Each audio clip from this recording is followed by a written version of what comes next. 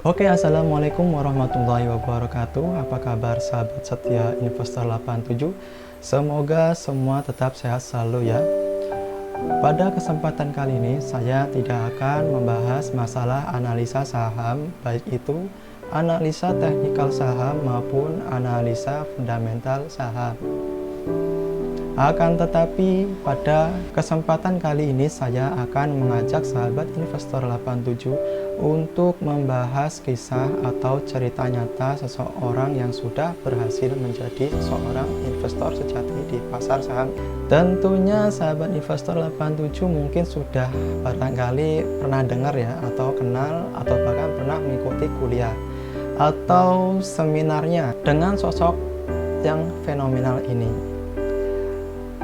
Seseorang ini dijuluki oleh khalayak masyarakat luas dengan julukan Warren Buffett-nya Indonesia. Dia adalah Bapak LKH atau Lo Keng Hong. Cerita ini saya kutip dari halaman investor.id. Singkat cerita bahwa sembari tidur pulas, Lo Keng Hong bisa menjadi miliarder di pasar saham dan mengeruk keuntungan hingga 150.000%. Asetnya di pasar saham disebut-sebut bernilai triliunan rupiah. Ia mengoleksi sejumlah saham yang mampu mencetak keuntungan investasi atau capital gain hingga ratusan ribuan, bahkan ratusan ribu persen.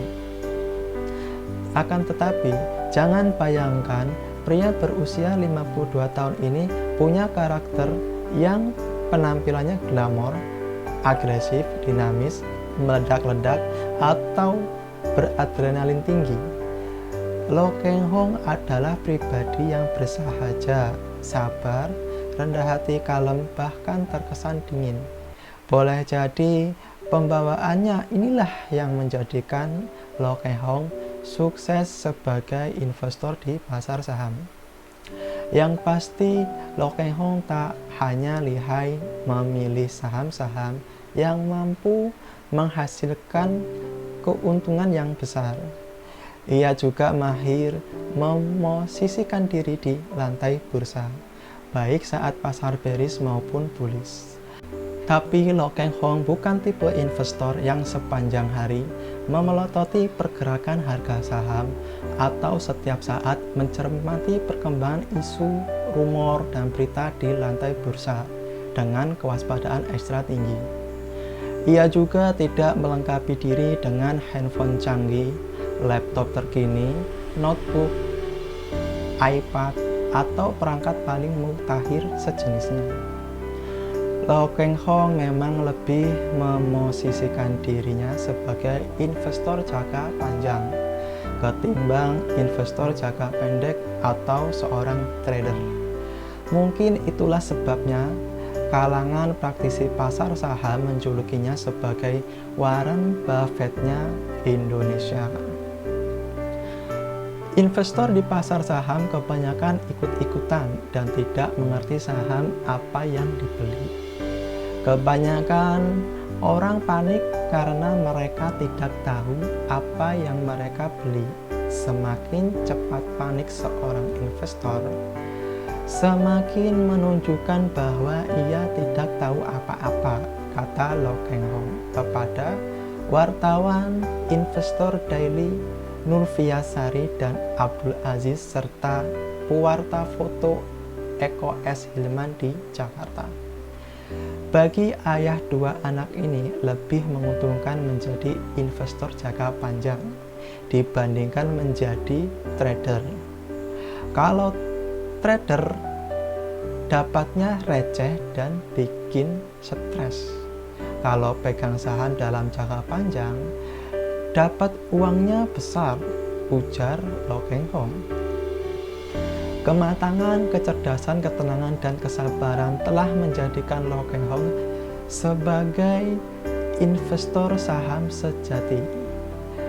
Berkat itu pula ia berhasil lolos dari krisis moneter pada tahun 1997 hingga 1998. Bahkan kemudian mengeruk keuntungan hingga 150.000%. Waktu krisis 2008, LKH sempat jatuh, malah sewaktu krisis 1997 sampai 1998, LKH sempat jatuh hingga uangnya tinggal 15%. Tapi uang itu ditukar ke saham. Akhirnya, uangnya meningkat 150.000% sampai saat ini. Itu kata LKH. Yang unik, aset kekayaan Lo Keng Hong hampir seluruhnya dalam bentuk saham sejumlah emiten di Bursa Efek Indonesia atau BEI.